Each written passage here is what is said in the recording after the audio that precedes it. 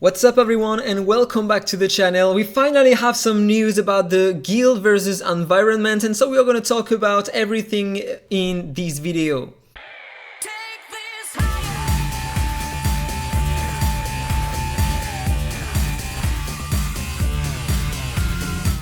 So, really exciting news. There is so many great things about that content, but there is only one thing that I really dislike, and I hope that they are gonna change their mind about that aspect, because it's gonna be really pay to win. But before talking about the pay to win aspect of the thing, let's begin talking about the content. What is gonna be the guild versus environment? What are we gonna get as rewards? We are gonna talk about everything here.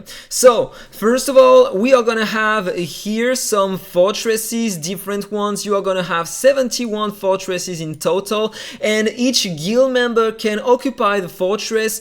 Depending on the level, you are gonna get more rewards, and one specific item really important for the guild versus environment, it's gonna be the Caroit. I don't know how to pronounce it. Where is it written? Somewhere right behind. How do you pronounce that?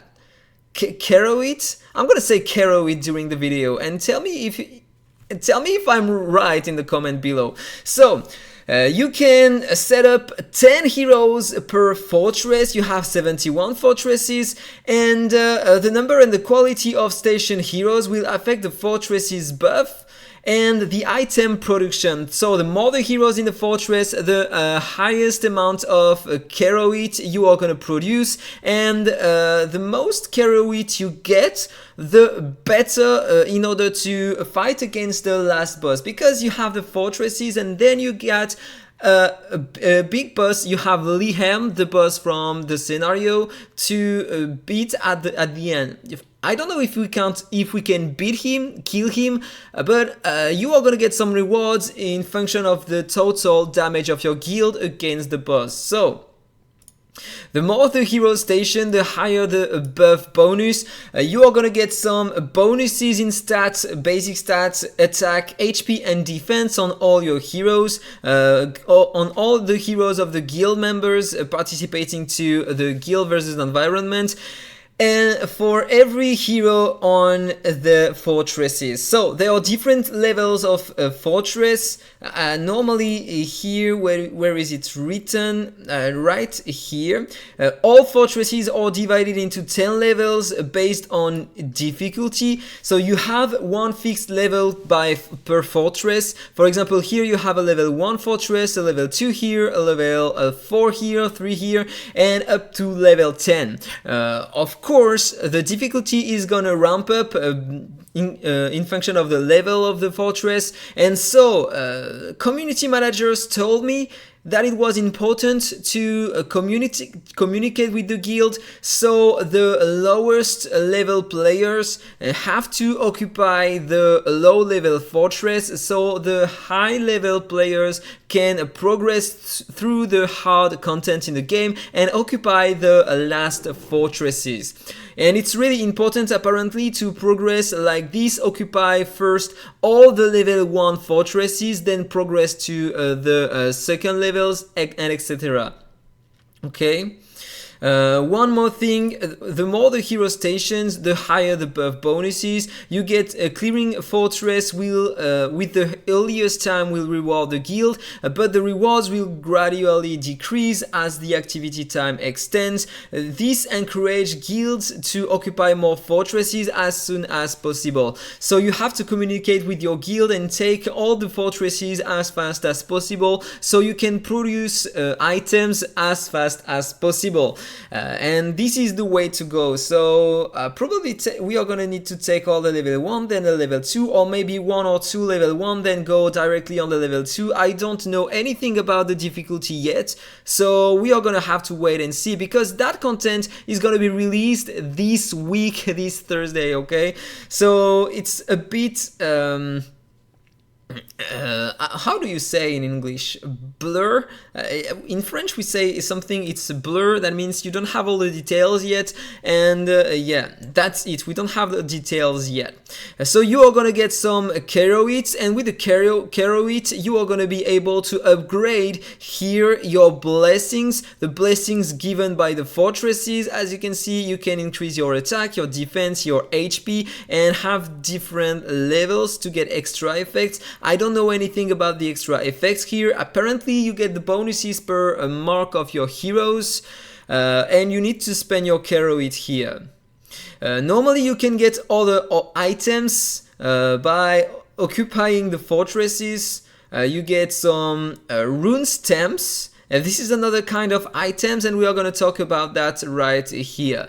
You get some rune stamps, okay? Let's talk about it right below. This is the rune stamps, okay? You can summon some kind of cards to put them on your heroes. It's like some auras, but with some different stats, increasing the stats of your heroes. As you can see here, for example, that one, this is a legendary card. You have different rarities, and that one, it's giving some effect hit to your hero. You can equip only one card per hero, and it's giving unique skills here, unique effects. For example, that one would be perfect on an Asindo, because when the owner inflicts a silence or other effects considered as silence, absorbs some parts of the target's max HP, with a total here capped on your own max HP, and at the end of the owner's turn, it's going to increase your turn meta by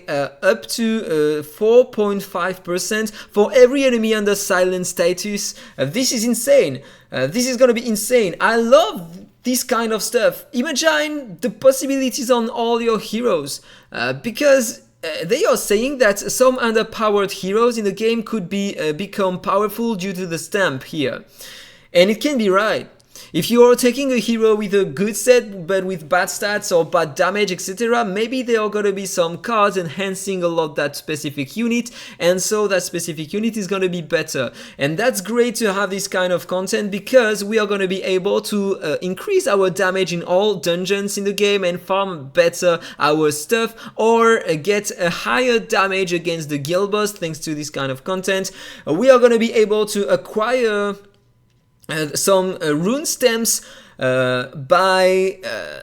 have three different modes of acquiring rewards. The first one is an individual one. Depending on the number of Keroids, I think you are gonna get during the guild war, during the guild versus environment. The second one is gonna be depending on the number of fortresses occupied by your guild at the end of the event. It's a weekly event though. And lastly, depending on your guild ranking, okay? And something really bad in my opinion, that's mechanic. You are going to be able to convert your excellent wishes to rune stamps. And this is what I dislike, because today you want to save your wishes to get some specific units, right? And you especially want to summon until you have the sanctuary maxed out, okay? And it's not the case for the majority of players. I think maybe less than 100 players have the 18k point in the sanctuary at the moment. And if we have a look to my account, this is not the case. This is not the case. I'm almost done with that, okay? I'm almost done, but it's not the case. I haven't finished it yet, okay? So I'm still saving my summons, and I need some specific units and duplicates on some heroes. So I'm still wanting to summon. I'm still willing to summon. So in my opinion, this is a really bad mechanic, because only Krakens are gonna do that. So Krakens are gonna have a big advantage because they are gonna buy wishes, a ton of wishes, convert them into rune stamps, and then thanks to that system, that money spent, they just don't need to participate in the guild versus environment. Just converting money into rune stamps they are going to be able to have a huge advantage over all the players one more time. Tell me what you think about that in the comment below, but I really hope that developers are going to listen to me. This is one of the worst decisions ever. Please remove that. Please remove that. People want to summon, people don't want to convert that, and Krakens want to convert that because they are going to have a huge advantage over other players. But you want to avoid that, okay? Krakens already have a lot of advantages over other players.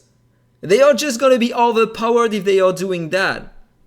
I'm considering myself as a Kraken because, as you saw before, I have that amount of points in the Sanctuary. I have all the limited heroes with exclusive 3 or more.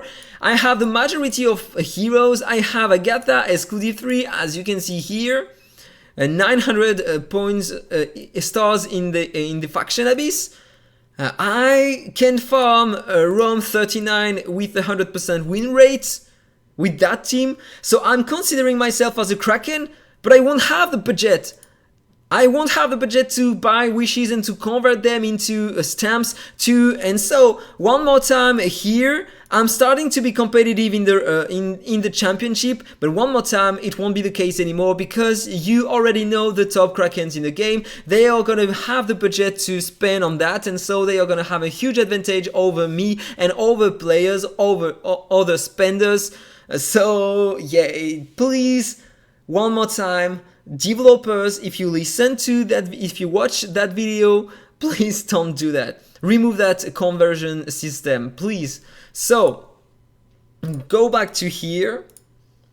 This is a great system. This is a great system to have this kind of cards, and this is going to be so amazing because it's going to change everything about the heroes. Some heroes are going to be enhanced, have a great power. Maybe some niche heroes are going to come in PvP. Maybe some heroes that we are not playing today. Maybe some heroes that we are playing today are going to be useless because of other players becoming better. This is a great system, but that conversion system is a really bad idea. So with the runes here, we are gonna need to summon, and maybe we are gonna have the same rates to obtain epic ones, legendary ones than we have at the moment on Excellent Wishes. And it's not a bad thing. And we are gonna have a guarantee, not a guarantee, but a PT. We are gonna have a PT, and once you reach the PT, it's gonna reset to 0. So if you summon a legendary stamp here, even if you cut the PD, it's gonna reset to 0, okay? And then one more thing, you are gonna have another gallery prize for stamp where you can obtain some more 5-star dragon eggs, diamonds, extra stamp runes, and other rewards. So basically it's gonna be the same as we have for the heroes at the moment, these kind of things here with some extra rewards. So it's interesting. I love that content. Tell me what you think about that in the comment below, but it seems really interesting. Huge aspect around the heroes to build them. I love that. Maybe it's gonna be really interesting to do that in with your guild, because you are gonna have to interact with your guild members. Tell me what you think about that, but please, one more time, I'm gonna say it one more time, just remove that part. This is breaking everything. You are releasing the content to get some unique stuff, participating to the GVE, and you are releasing that system. This is just disgusting. This is just insanely bad, completely bad. Just avoiding, you don't have to participate. You can convert your wishes, buy wishes, convert them, and no, please, no thanks, don't do that. So that was all for the video. I hope you enjoyed it. If it's the case, don't forget to like, comment, and subscribe. Have a nice day, and see you soon. Bye bye.